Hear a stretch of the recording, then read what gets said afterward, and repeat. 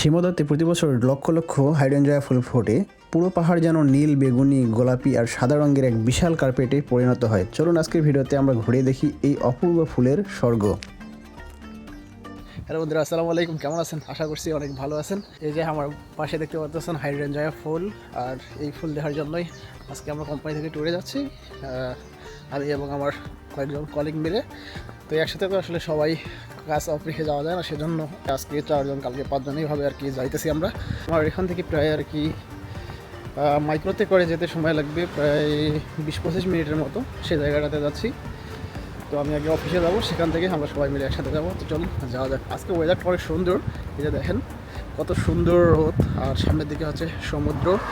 যদিও ক্যামেরাতে মনে হয় সেরকম একটা ক্লিয়ার দেখা যাচ্ছে না, এই যে এটাই। তো চলুন যাওয়া যাক। তো বন্ধুরা, আমি ভাবছিলাম আসলে আমরা মাইক্রোতে যাবো, বাট গিয়ে দেখি যে বাস, কারণ লোক সংখ্যা অনেক ছিল। আর বিভিন্ন আমরা 3টা হোটেল থেকে অনেকগুলো স্টাফ গিয়েছিলাম, সাথে কিছু আমাদের এখানে যে গেস্ট ওরাও গিয়েছিল। তো আমরা যাইতেছি, যদিও ভাবছিলাম 20 থেকে 30 মিনিটের মতো লাগবে, কিন্তু আমার আইডিয়া ছিল টোটালি রং।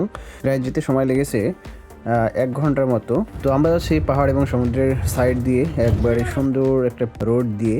এই রোডটা দিয়ে যাওয়াটা অনেক বড় ডেঞ্জারাস, কারণ অনেক বড় খাত। আর আমাদের জাপানের ড্রাইভার অনেক দক্ষ। তো যিনি ট্যুর গাইড ছিলেন, উনি অনেক সুন্দরভাবে সব কিছু এক্সপ্লেন করতেছিলেন এই সমুদ্রের মাঝখানে কিছু দ্বীপ রয়েছে সেগুলো সম্পর্কে এবং কিছু শিপ সম্পর্কে। চলুন ওনার ট্যুর গাইড সম্পর্কেও কিছু শোনা যাক।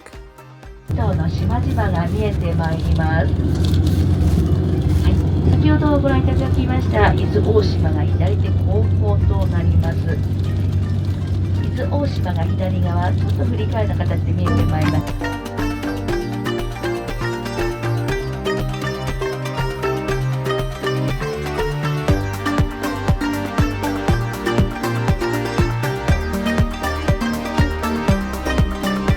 বন্ধুরা, এরই মধ্যে আমরা চলে আসলাম আমাদের ডেস্টিনেশনে, এবং চারদিকে শুধু হাইড্রেঞ্জায়া ফুল, এবং এখানে অনেক পরিমাণ ট্যুরিস্ট আসছে, যেগুলো আসলে কল্পনার বাইরে। অনেক এখানে মাইক্রো এবং বাস দেখলাম, এবং আমরা উপরের দিকে যাচ্ছিলাম পাহাড়ের উপর থেকে সমুদ্রের দিকে যে শহরটা রয়েছে, এত সুন্দর ভিউ। আর এখানে যেহেতু এটা সমুদ্র এরিয়া, নিচে অনেকগুলো স্পিড বোট ছিল সাজানো, আর উপরে আমরা যাচ্ছিলাম ধীরে ধীরে হাইড্রেঞ্জায়া ফুলগুলো বিভিন্ন রকমের, সেগুলো দেখার জন্য আমি এবং আমার কলিগরা মিলে।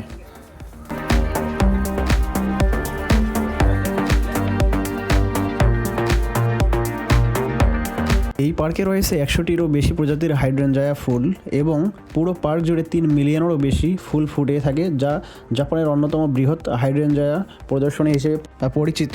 যেদিকে তাকাবেন শুধু ফুল আর ফুল, নীল, বেগুনি, গোলাপি এবং সাদা রঙের অসংখ্য ফুলের সমারোহ চোখ জুড়িয়ে যায়। বর্ষাকালে জাপানে হাইড্রেঞ্জায়া ফুল বিশেষভাবে জনপ্রিয়, কারণ মেঘলা আবহাওয়ার মাঝেও এই ফুল প্রকৃতিতে এনে দেয় অসাধারণ রঙের ছোঁয়া।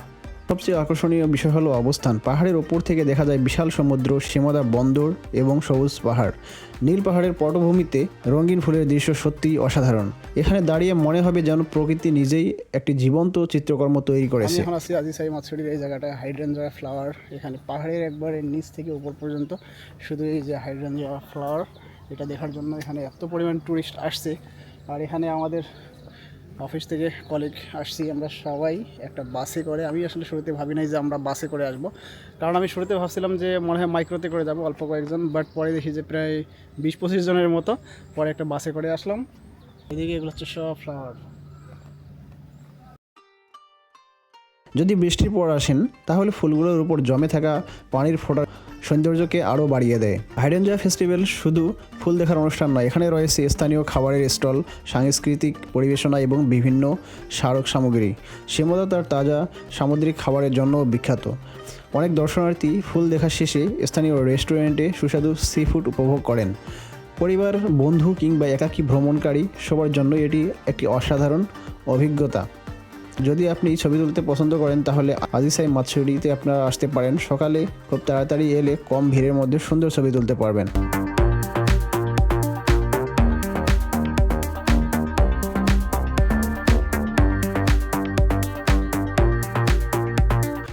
অনেক পর্যটক আছে টোকিও থেকে ট্রেনে করে ইজুকুর সীমাদা স্টেশনে আসেন, সেখান থেকে বাস ট্যাক্সি করে হেঁটে সহজেই এই পার্কে পৌঁছে যায়।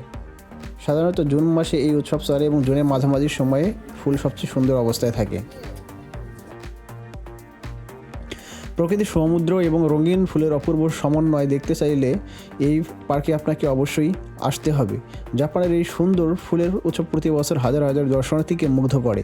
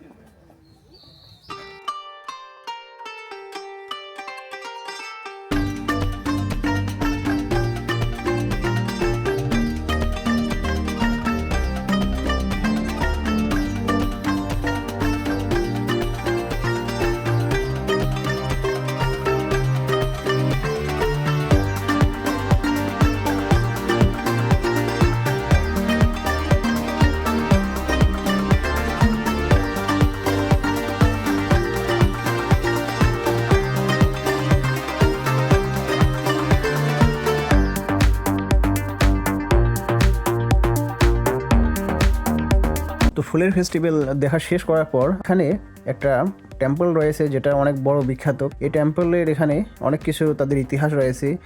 আমেরিকানরা এখানে আসছিল, তাদের এখানে অনেক কিছু জিনিস রেখে গিয়েছিল এবং বিশেষ করে এই টেম্পলের ভিতরে যাওয়ার পর সেখানকার যে একবারে চিফ ছিল উনি আমাদেরকে একটা ভিডিওর মাধ্যমে 1 ঘন্টা ধরে বিভিন্ন জিনিস ডিসকাশন করেছিল, কিভাবে তাদের ম্যাপটা আজকে এই পর্যন্ত চেঞ্জ হতে হতে এসেছে, কোন সময় কারা এই দেশে এসে শাসন করেছিল, ব্যবসা করেছিল, এগুলো সম্পর্কে আমাদেরকে একটা সুন্দর প্রেজেন্টেশনের মাধ্যমে সব কিছু তুলে ধরতেছিল। তো সেগুলো দেখার পর এখানে একটা মিউজিয়াম ছিল, সেই মিউজিয়ামে আমরা গিয়েছিলাম। মিউজিয়ামে অনেক কিছু জিনিস দেখলাম, জাপানের আগের কয়েন দেখলাম।